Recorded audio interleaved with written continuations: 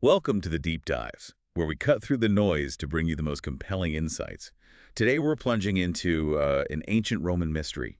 It's absolutely packed with family secrets, art scams, betrayals, even a bit of romance. Yeah, it really has it all. Our deep dive today is built entirely from the really rich narrative world of Lindsey Davis's Poseidon's Gold. We've gone through and sort of pulled out the most fascinating details, the unexpected turns from the adventures of Marcus Didius Falco. Right, he's a private informer in Vespasian's Rome, navigating the gritty bits and the high society too. Exactly. And our mission, yours and ours, is to try and uncover the truth behind a mysterious murder, the sprawling family art scam, and, the complex, often messy relationships that define Falco's world. So get your detective hat on, because we're peeling back the layers. Okay, let's set the scene then. Picture Marcus Didius Falco. He's just finished this really grueling 1,000-mile journey, coming back from Germany. In February or March, so it's cold, it's wet, and that last stretch from Veii to Rome, just miserable. He's on horseback, soaking wet. Well, everyone else is in a carriage, right? Yeah, it kind of tells you something, doesn't it? His exhaustion is just, you can almost feel it. It's not just physical tiredness, it's deeper than that. Weariness. Yeah, like he's constantly battling the odds. And that really grounds him, It's not some shiny hero returning, it's gritty, real. Which fits, because he is about to dive into some serious Roman grime, even among the respectable folk. And survival. That seems to be the immediate theme. He gets to his apartment, hoping for a break. And it's wrecked. Intruders have been in, there's rubble, the roof's leaking. Just awful. So nowhere else to go but his mother's house. His only refuge. But even there, trouble finds him. There's this uninvited guest, Censorinus Macer, a soldier. Just lounging in the kitchen. Feet up on the table. The sheer audacity. And Falco, even dead tired, he clocks him instantly. An informer's eye, Sees the signs. Oh, yeah. The garlic breath, the scars. Classic legionary tells. And this Censorinus says he was a good mate of Falco's dead brother, Festus. Oh, Festus. Here we go. Exactly.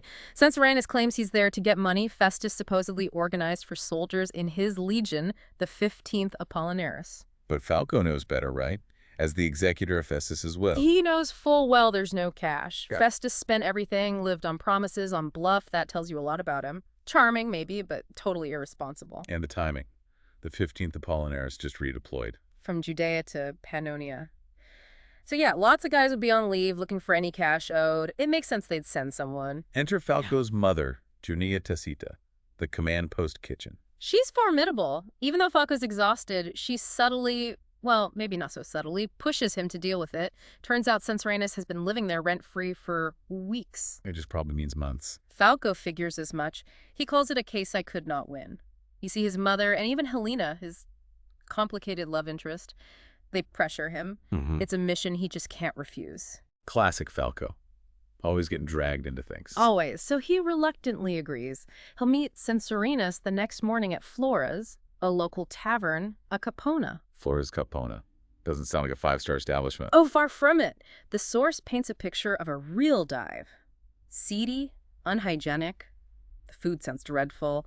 Lukewarm stews, dodgy meat. Didn't someone supposedly die from eating bad peas there? That's the legend. Festus joked they served the guy up as fish balls to avoid getting sued. Classic Festus. Yeah. And the wine list? Useless, they only have one terrible vintage. Grim.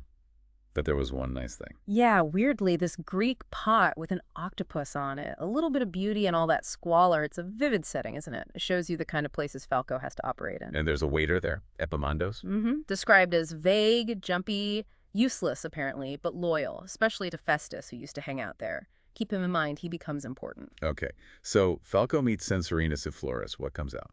A bombshell. Censorinus reveals Festus had a partner. And it's none other than Falco's own estranged father, Marcus Didius Favonius, Geminus. His father, the rich auctioneer. Wow.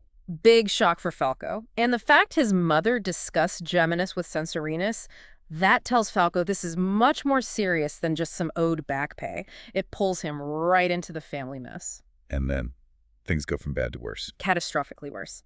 L. Petronius Longus, he's the watch captain, brings the news. Censorinus Macer. He's been murdered. Where? Right. Yeah. At Flora's Capona. And because Falco just had that very public argument with Just him. prime suspect. Oh, Falco! You can just imagine him groaning inwardly. Festus, even dead, is still ruining his life. And the judge's sign isn't going to help, is he? Marponius. No, Marponius actively dislikes informers. He's described as impetuous, likely to just condemn the first person who looks guilty. Which is Falco. Exactly. Petronius, Falco's friend on the watch, he's loyal, but he's under pressure from this judge. Falco's in a really tight spot. So what does he do? He can't just sit there? Of course not. He's Falco.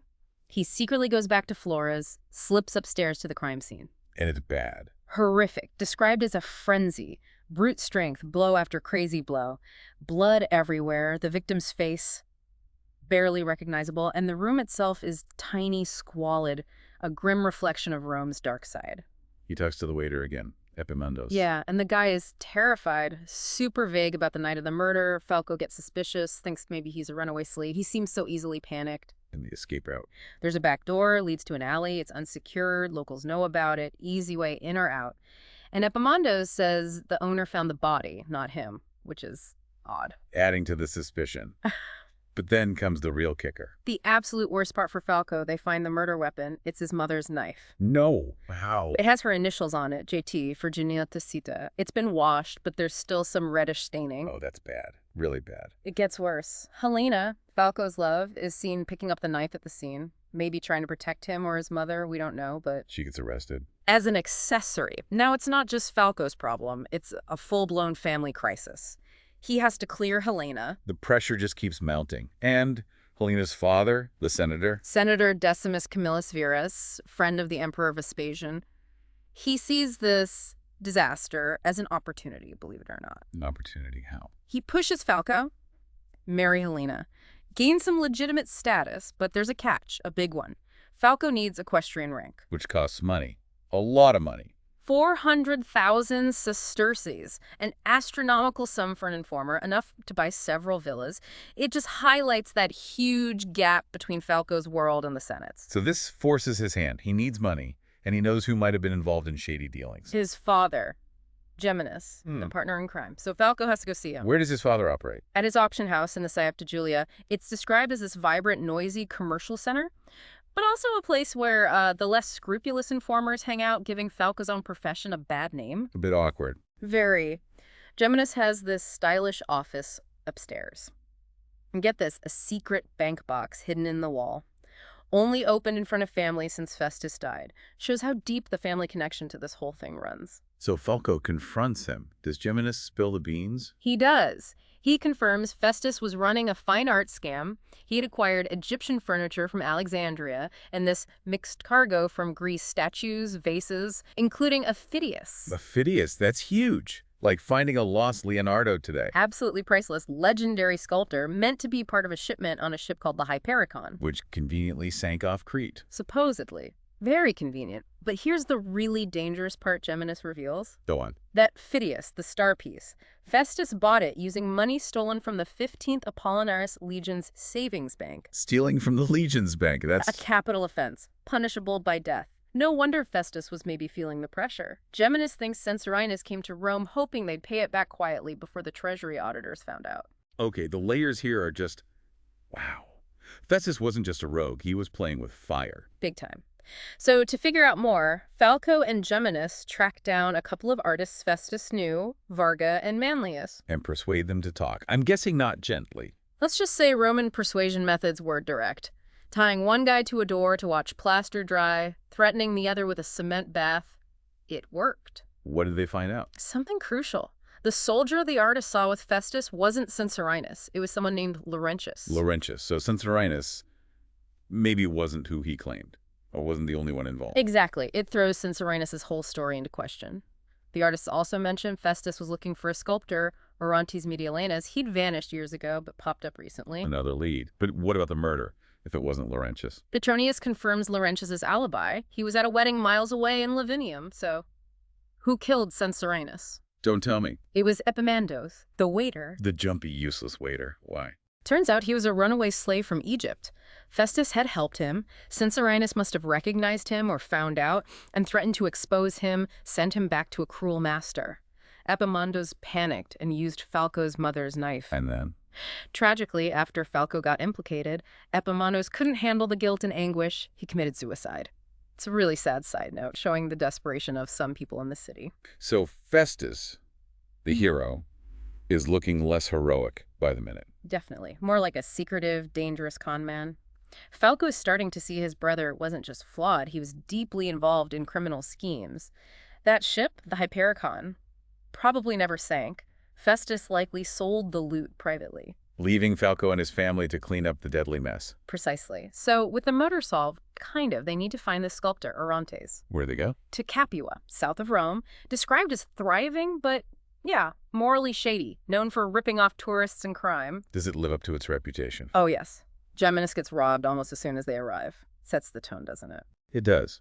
But this trip, it's also father and son, right? After being estranged. Yeah, it's this strained, difficult, but maybe necessary bonding exercise. They eventually find Orontes living with his model, Rubinia. And more persuasion is needed. Naturally. Another fight, then Orontes ends up confined in a sarcophagus, Rubinia tied to a statue. It's quite the scene. Roman problem solving. Huh?